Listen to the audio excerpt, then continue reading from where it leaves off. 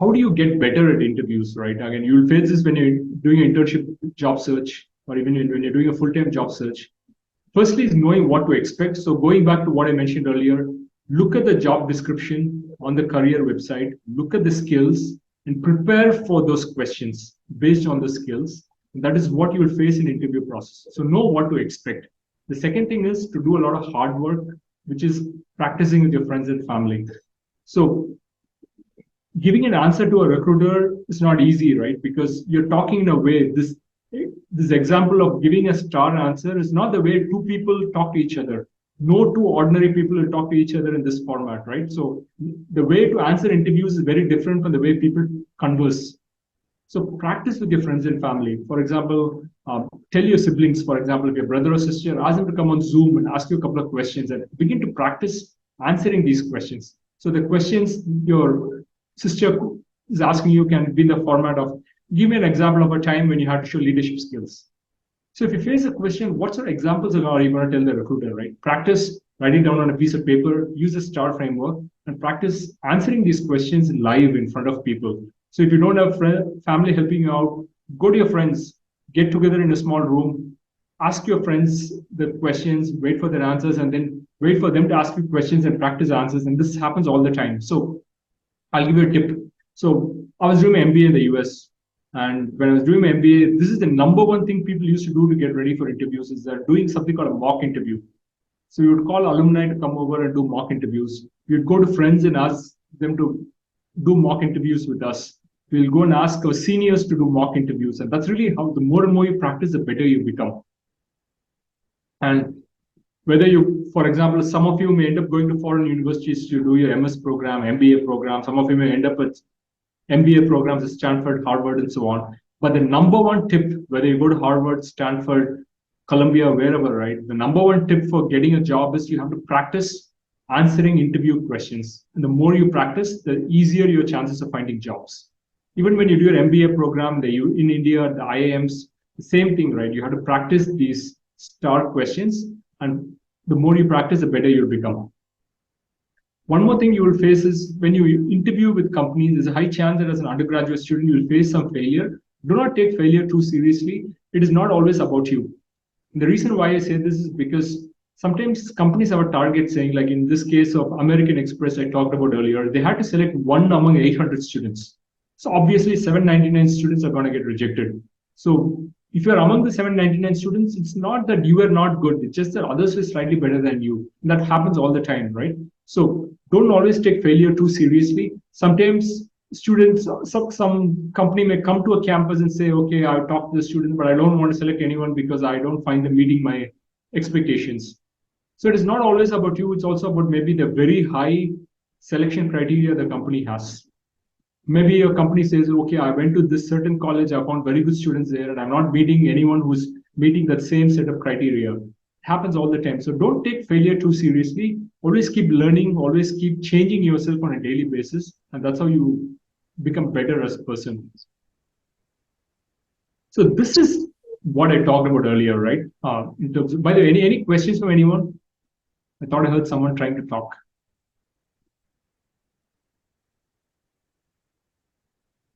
Okay, if not, I'll just move on. We talked about the STAR database, right? So I'm going to share with you. So this is something which Ms. Rajeshwari is also going to share with you as we finish this conversation. But I'm going to share with you 30 questions based on certain topics. So the first topic is about teamwork. You can face a bunch of questions under this category, whether you're facing core jobs, whether you're facing finance jobs, whether you're facing consulting jobs. There's a high chance that you'll get one of these questions. So one example is describe a time when you struggled to build a relationship with someone important. How did you eventually overcome that? Now, this is a very specific, targeted question. So imagine that I'm an interviewer and you're sitting in front of me and I'm asking you this question, right? This is a very tough question to answer. If you've never seen this question ever in your life, this is the first time you're hearing about this, there's no way you can give me a good answer. This is why I say that practice for these questions in detail. Take down a piece of paper, list down each question, and under each question, write down like what is the situation I'm going to talk about, what is the action I'm going to talk about, what is the results I'm going to talk about. So use a STAR framework and Write down 2 to 3 bullet points around each subheading, and that's the way you practice. So when I was doing my MBA in the US, right, this is what I used to do before facing the interviews. And I would actually take a book, write down each of these questions at the top of each page. And in each page, I would write down situation, task, actions, results, 2 to 3 bullet points under each one of these sections. It has to be about one specific incident, and write that down.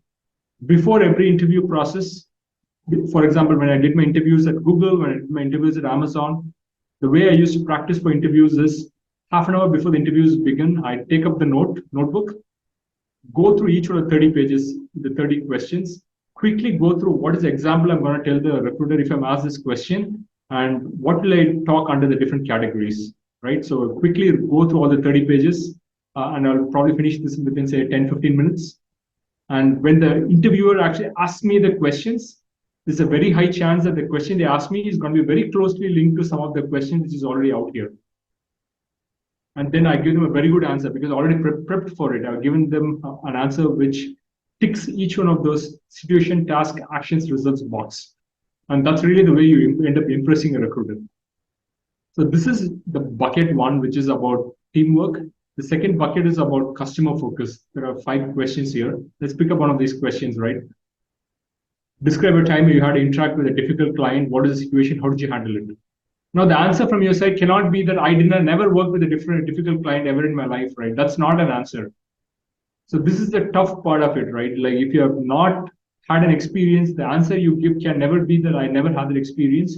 You have to give them an answer because you don't want to get a 0 when it comes to the evaluation from the interviewer, because that will basically, somebody else gives a better answer, then you're knocked out.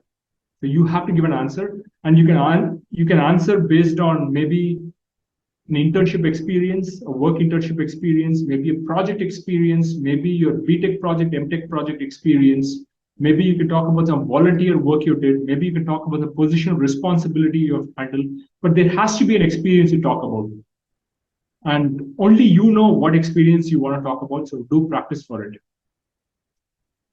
The third category is flexibility. Let's look at this question. Tell me about a time you were under a lot of pressure. What is going on? How did you get through it? The answer cannot be that I never faced pressure, right? Any student will face some amount of pressure in every one of the years in college. So you have to talk about something. You have to give a concrete example. So again, practice using the STAR framework, practice these answers. Fourth category is around resource management. Especially when you're in consulting jobs, right? One of the things you'll always handle is limited resources and limited timelines. You have to get a lot of work done within a short span of time. So this is about measuring how good of a resource manager are you. So that's the way you have to frame the answers for these questions. Like one good question can be the last question here, saying, give me an example of a time you had to manage numerous responsibilities. How did you handle it? The fifth category called communications. There's a very good chance you will face one question under this. It doesn't matter which sector you are in, which jobs you're going to target, because every company you're working with requires you to have good teamwork skills and also for you to have good communication skills.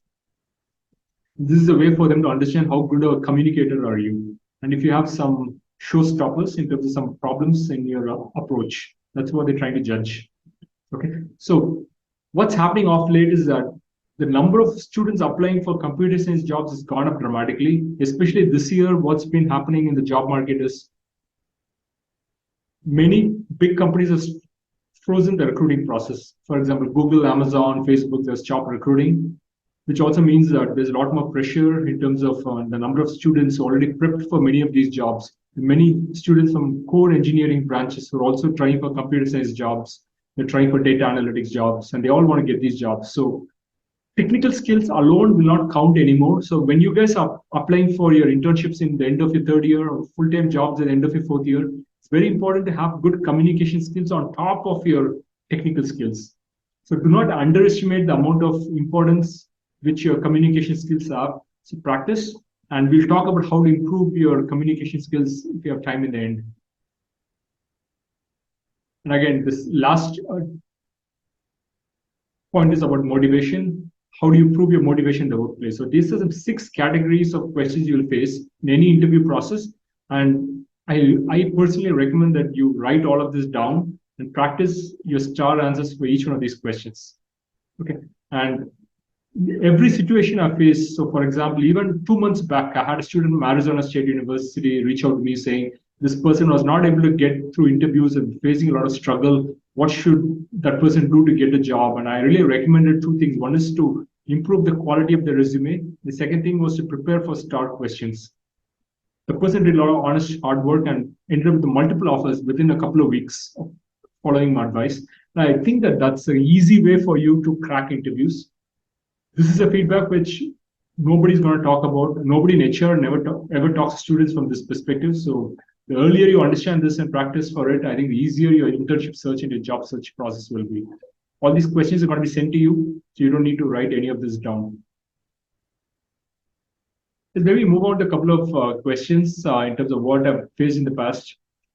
How do you answer tough questions? This is a common query I get from students.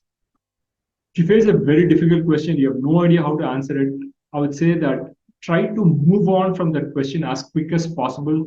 Avoid getting stuck in that answer. A classic example I would give is there was a time when I was interviewed by Colgate once, and Colgate Palmolive, and they asked me a very difficult question about something I did in the workplace, and I really couldn't answer that question. I got confused, I forgot the numbers, and I kept trying to answer, right? But I couldn't give a proper answer. And the person kept asking me further and further questions, and I just couldn't answer any of those questions. The interview was a total disaster. So I would say the number one tip, if you, for example, if you don't know the answer to any of one of the star questions, I would say that quickly move on from the topic and say, okay, let's maybe move on to the next topic. Tell the interviewer that let's move on to the next question, right? Say something like, hey, I cannot think of the answer to this question. My mind is blacked out, but let's move on to the very next question, right? Try to move on. And the faster you move on, the better the impression management is going to be. The other way to minimize the tough questions you're going to get is if you practice in terms of looking at the job description, identifying the skills required, there's a very low chance that you'll ever get a difficult question because all the questions they will ask you has to be linked back to the job description and the skills. By chance you're surprised, I would say that just be very confident. Try not to act surprised and just say, hey, I don't know, and move on. And sometimes the answer can also be that, hey, I don't know the answer for this question, but if you give me a chance to work in your company, I can definitely pick up on these skills, right? And you can say that only once, and you have to answer every other question in a lot of detail. So maybe one question can be a bad answer, but then every other question you've got to give very good answers. So the more you practice, going back to what I said, it's going to be the better for you. Maybe a little bit of we got probably 10 minutes left, so maybe let me do it this way. So let me firstly ask any questions from anyone as you listen to me. If not, I will move on to the next part about how to showcase strengths and about the interview process. Any questions from people?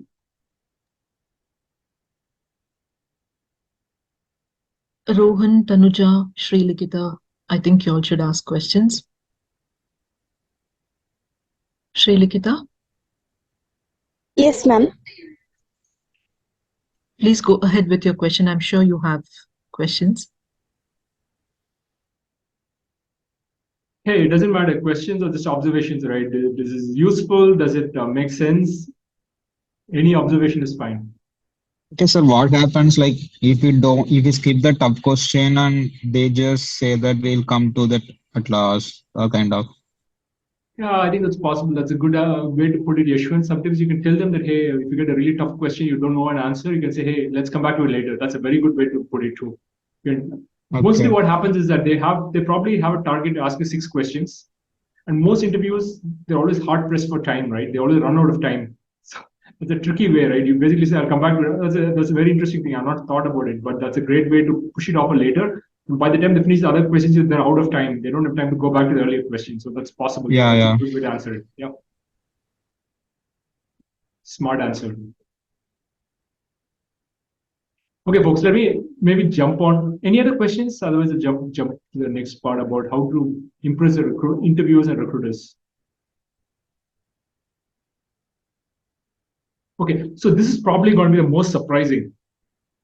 So I think most of students have a thought process that if you do your job, interviewers will select you, right? They're trying to be as fair as possible. So what I'm trying to tell you right now is the job of an interviewer is not to guess get the best possible person out there in the market, because identifying the best person typically takes a lot of time.